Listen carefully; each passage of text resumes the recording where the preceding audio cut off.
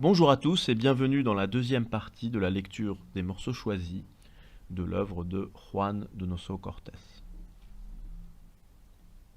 La Prusse en 1849. Les démocraties qui ont devant elles une réalité et qui touchent, pour ainsi dire, leur but de la main, perdent quelque chose de leur férocité innée et de leurs instincts destructeurs. L'espérance d'une prochaine victoire calme l'ardeur de leur sang. Et si l'objet de leur ambition n'est point hors de portée, si le chemin qui y mène est uni, il n'est pas rare de voir leur naturel emporté faire subitement place à une sorte de douceur. Mais quand elles entrent en lutte avec l'impossible, c'est-à-dire avec Dieu, leurs instincts sauvages se développent d'une manière prodigieuse. Leur fureur de destruction arrive à son paroxysme. Leurs muscles se contractent, toute leur colère s'exalte jusqu'à la folie, et certaines de succomber, elles se revulsivement, et contre Dieu, et contre les hommes, contre le ciel, et contre la terre.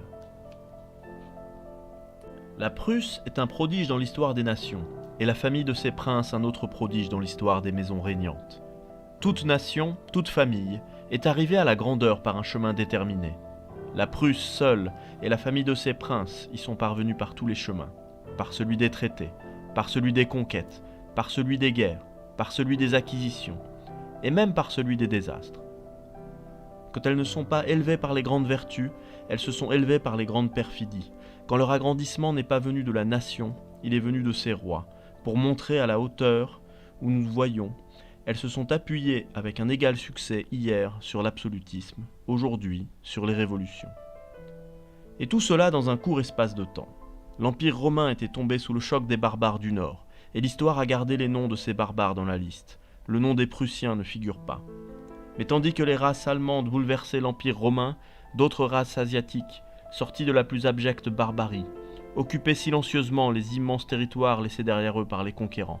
Les Prussiens sont fils de ces races, slaves pour la plupart. Le XIIIe siècle était déjà fort avancé, et le christianisme s'était déjà répandu sur tous les points de l'Europe, que la Prusse sacrifiait encore aux idoles et opposait une résistance opiniâtre à la religion civilisatrice. En vain, le pape Innocent III nomma un évêque de Prusse pour porter à cette contrée la lumière de la vraie doctrine. La lumière ne put pénétrer dans ces forêts. Le souverain pontife se vit dans la nécessité de publier une croisade contre ces infidèles. Les croisés furent aussi malheureux dans leur entreprise que l'avaient été les pacifiques missionnaires.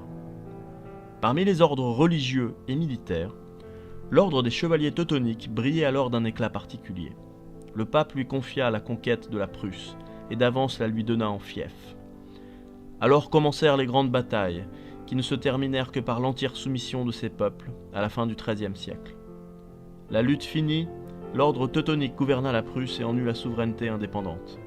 Ce fut le premier exemple d'un ordre devenu roi, et exerçant collectivement l'autorité souveraine. Dans le principe, le gouvernement fut exercé par un provincial. Mais, dès les premières années du XIVe siècle, le grand maître en prit les rênes et plaça le siège de son empire à Marienbourg. La splendeur de cet empire dura environ 2 siècles, pendant lesquels les grands maîtres se virent dans la nécessité de défendre leur pouvoir par les armes, ayant à combattre à la fois des armées et des révolutions. Au milieu du XVe siècle, la fortune se déclara contre eux. Leur étoile fut éclipsée par celle de la Pologne. Il fallut céder à la mauvaise destinée. Pour conserver la partie orientale de la Prusse, ils furent contraints par la paix de Thorn, en 1466, d'en céder toute la partie occidentale, qui devint un fief de la Pologne. Encore n'assurèrent-ils pas complètement leur domination sur cette première partie, puisque les grands maîtres reconnurent eux-mêmes la suzeraineté du roi de Pologne. L'élection d'Albert de Brandebourg comme grand maître fut faite principalement à cause de la parenté qui l'unissait au puissant électeur Joachim Ier, surnommé Nestor par ses contemporains. La famille de Hohenzollern parvint ainsi à fonder une magnifique principauté sur les ruines des princes belliqueux et d'un ordre illustre qui trouva la mort où ils croyaient trouver la grandeur. Leur nouveau grand maître porta le dernier coup aux chevaliers teutoniques. Albert de Brandebourg, inspiré par Luther, avec lequel il eut une entrevue à Wittenberg, résolut de séculariser la Prusse et d'en faire une principauté laïque. Par le traité de Cracovie en 1525, il renonça à sa dignité ecclésiastique, rompit tous ses liens avec l'ordre qui l'avait fait souverain, prit, du consentement de ses sujets, le titre de duc héréditaire de Prusse, et reçut du roi de Pologne Sigismond l'investiture de sa nouvelle dignité. Les dépouilles de l'ordre teutonique composèrent son patrimoine, qui s'augmenta ensuite de tous les biens de l'Église catholique. Albert avait embrassé le protestantisme. Ici commence la véritable histoire de la Prusse. Sa fonction historique avait été jadis de représenter le paganisme asiatique contre le christianisme européen. Conquise par les chevaliers teutoniques, elle leur obéit en esclaves vaincus plutôt qu'en fidèles vassals. Impuissante à résister au christianisme, elle se donna, dans les temps modernes, une mission identique au fond, quoique différente dans la forme, celle de lui déchirer les entrailles en se faisant protestante. La nation prussienne était parmi les nations ce qu'était la famille Hohenzollern parmi les familles des princes souverains. L'identité d'idées et de mission et de ce peuple et de ses princes explique leur accroissement et leur prodigieuse grandeur.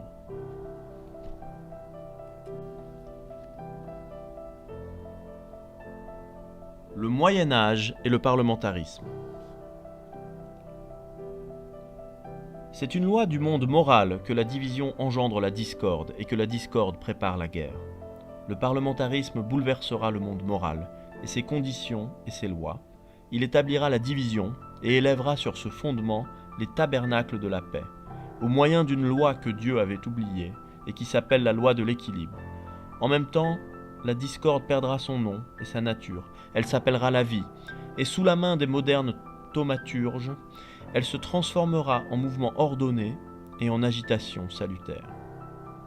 La suppression des hiérarchies sociales entraîne avec soi, selon l'ordre établi de Dieu, l'égalité ou dans une commune anarchie ou dans une commune servitude.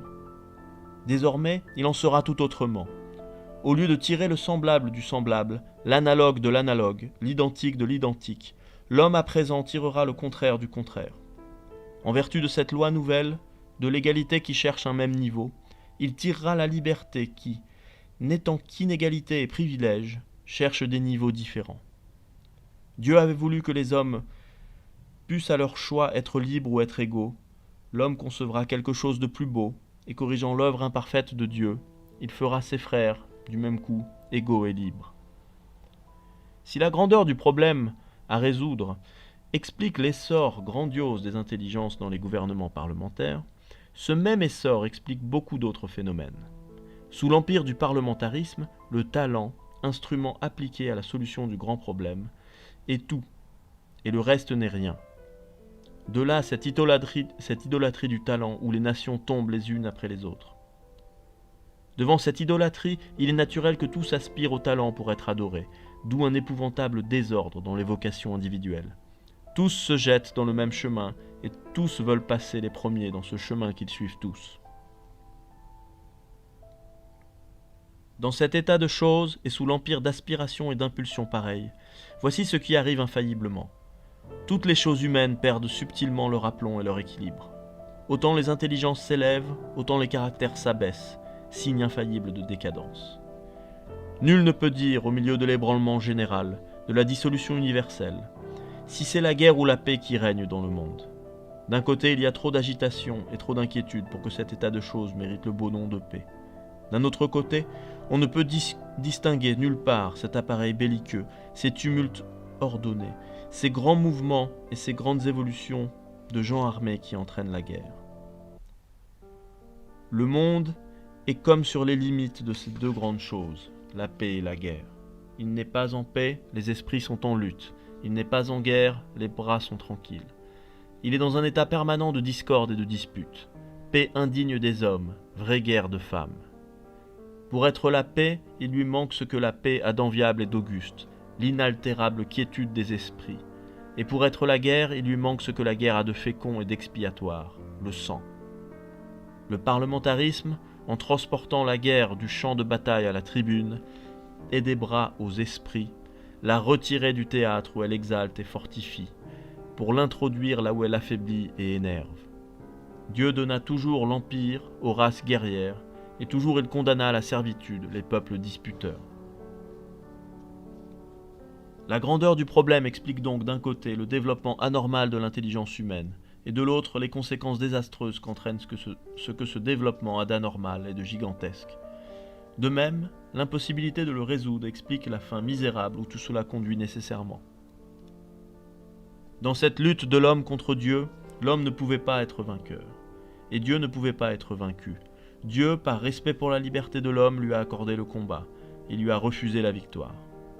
Il est écrit que tout empire divisé périra, et le parlementarisme qui divise les esprits et les jette dans le trouble et l'inquiétude, qui réduit en poussière toutes les hiérarchies, qui partage le pouvoir en 3 pouvoirs et la société en 100 parties, qui est la division en tout et partout, dans les hautes, dans les moyennes et dans les basses régions, dans le pouvoir, dans la société et dans l'homme, ne peut pas, n'a jamais pu et ne pourra jamais se soustraire à l'empire de cette loi inexorablement souveraine.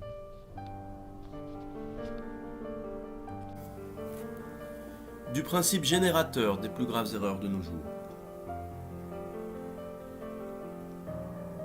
La société nie de Dieu qu'il ait aucun souci de ses créatures, elle nie de l'homme qu'il soit conçu dans le péché.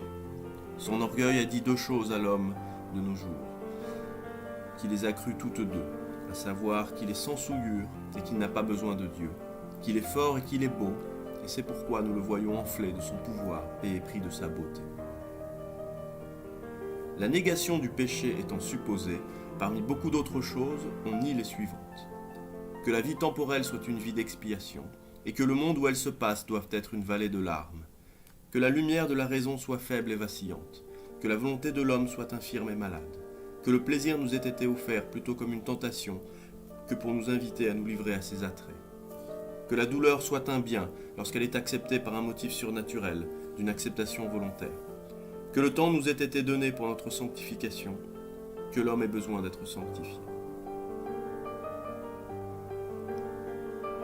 Ces négations étant supposées, on affirme entre beaucoup d'autres choses que la vie temporelle nous a été donnée pour nous élever par nos propres efforts et au moyen d'un progrès indéfini, aux plus hautes perfections. Que le lieu où cette vie se passe peut et doit être radicalement transformé pour l'homme. Que la raison de l'homme étant saine, il n'y a pas de vérité à laquelle elle ne puisse atteindre, et que hors de sa portée, il ne peut pas y avoir de vérité. Qu'il n'y a pas d'autre mal que celui que la raison entend être mal, ni d'autre péché que celui que la raison dit être péché. C'est-à-dire qu'il n'y a pas d'autre mal ni d'autre péché que le mal et le péché philosophique, que la raison de l'homme, étant droite de soi, n'a pas besoin d'être rectifiée, que nous devons fuir la douleur et rechercher le plaisir, que le temps nous a été donné pour jouir du temps, et que l'homme est bon et sain de soi. Ces négations et ces affirmations relatives à l'homme conduisent à des négations et affirmations analogues relatives à Dieu. De la supposition que l'homme n'est pas tombé, on arrive à nier et on nie qu'il ait été relevé. De la supposition que l'homme n'a pas été relevé, on arrive à nier et on nie le mystère de la rédemption et celui de l'incarnation, le dogme de la personnalité extérieure du Verbe et le Verbe lui-même. En supposant d'une part l'intégrité naturelle de la volonté humaine et en refusant d'autre part de reconnaître l'existence d'un autre mal et d'un autre péché que le mal et le péché philosophique, on est conduit à nier et on nie l'action sanctifiante de Dieu sur l'homme, et avec elle le dogme de la personnalité de l'Esprit Saint. De toutes ces négations résulte la négation du dogme souverain de la très sainte Trinité, pierre angulaire de notre foi et fondement de tous les dogmes catholiques. De là naît, de là tire son origine un vaste système de naturalisme qui est la contradiction radicale, universelle, absolue de toutes nos croyances. Nous, catholiques, nous croyons et professons que l'homme pécheur a perpétuellement besoin de secours, et que Dieu lui octroie perpétuellement ce secours par le moyen d'une assistance surnaturelle, œuvre merveilleuse de son amour infini et de son infinie miséricorde. Pour nous, le surnaturel est l'atmosphère du naturel, c'est-à-dire ce qui, sans se faire sentir, l'enveloppe et en même temps le soutient. Entre Dieu et l'homme, il y avait un abîme insondable. Le Fils de Dieu s'est fait homme, et réunissant en lui les 2 natures, l'abîme fut comblé. Entre le Verbe divin, Dieu et homme en même temps, et l'homme pécheur, il y avait encore une immense distance pour la diminuer. Dieu mit entre ses fils et sa créature la mère de son Fils, la très sainte Vierge, la femme sans péché. Entre la femme sans péché et l'homme pécheur, la distance était encore grande, et Dieu, dans sa miséricorde infinie, mit entre la Vierge très sainte et l'homme pécheur, les saints pécheurs. Qui n'admirera un si grand, si souverain, si merveilleux, si parfait artifice? Le plus grand pécheur n'a besoin que d'étendre sa main pécheresse pour rencontrer qui l'aide à s'élever, de degré en degré, de l'abîme de son péché au plus haut des cieux. Et tout cela n'est que la forme visible et extérieure, et jusqu'à un certain point imparfaite, des effets merveilleux de ce secours surnaturel que Dieu donne à l'homme pour qu'il marche d'un pied ferme dans le rude sentier de la vie.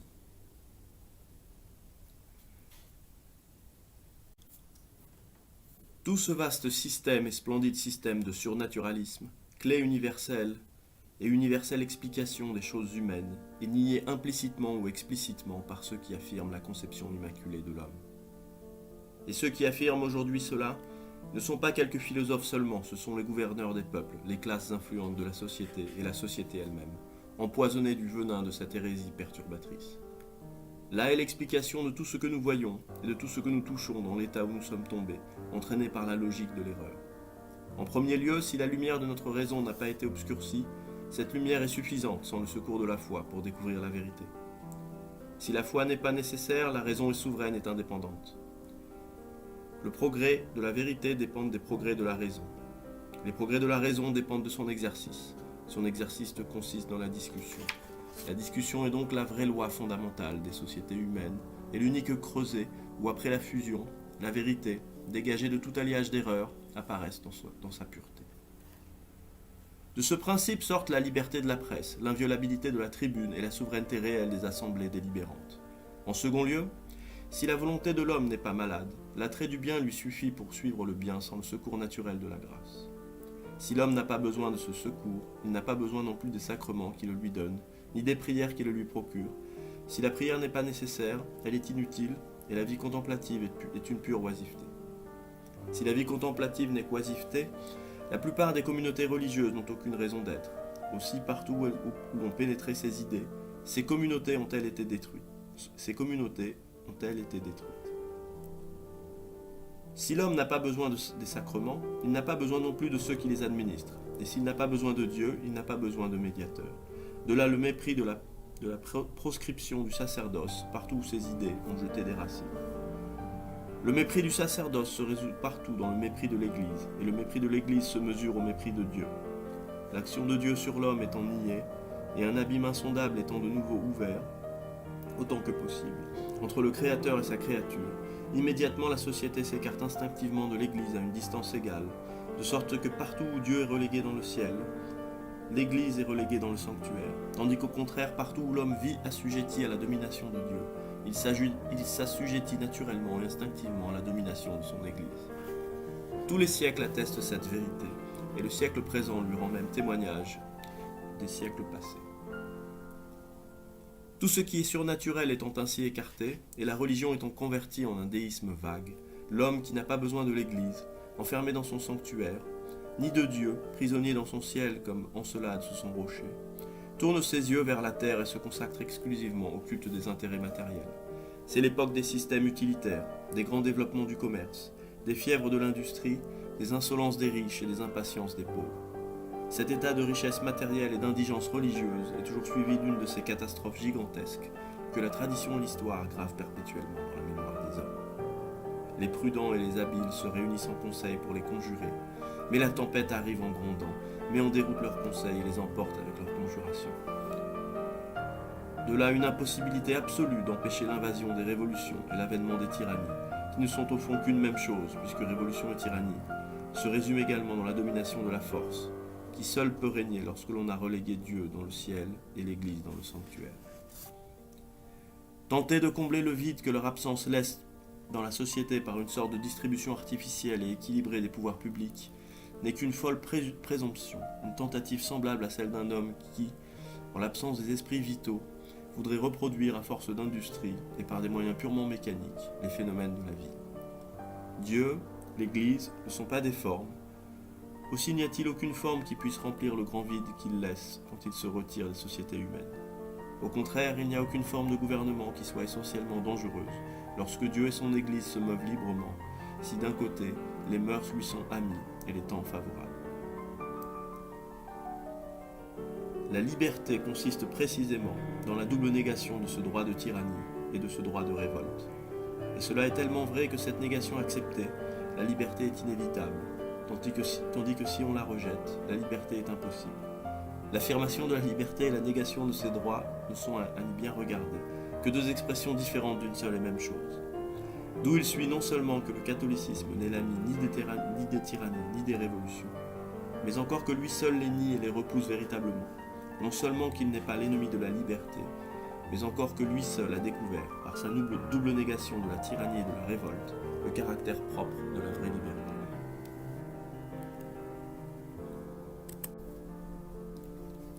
Le roi seul a le privilège insigne de s'offrir en sacrifice pour la patrie. Les princes du sang n'ont que celui de se sacrifier pour le roi. Telle était du moins la morale d'autrefois, quand les familles comme les États, et surtout les familles royales, vivaient volontairement et heureusement soumises au joug de la discipline chrétienne. Du reste, parler de princes, de rois et de familles royales, c'est dans ce pays parler des temps passés. Rien de tout cela n'existe, ne peut exister dans la France de nos jours. Ce peuple, comme je vous l'ai dit souvent, a perdu absolument la trace de ses antiques traditions. Les 14 siècles de gloire qui composent ses annales n'ont laissé d'eux aucun vestige dans ses souvenirs. Pour les Français d'aujourd'hui, la France date de 1789, année de la naissance de la République et de la mort de la monarchie. C'est la première fois que le monde voit un peuple perdre ainsi subitement et complètement la mémoire. Les générations qui l'ont vu se jeter dans les eaux de la République ne le verront pas sortir de cette mer sans fond. Esquisse historico-philosophique.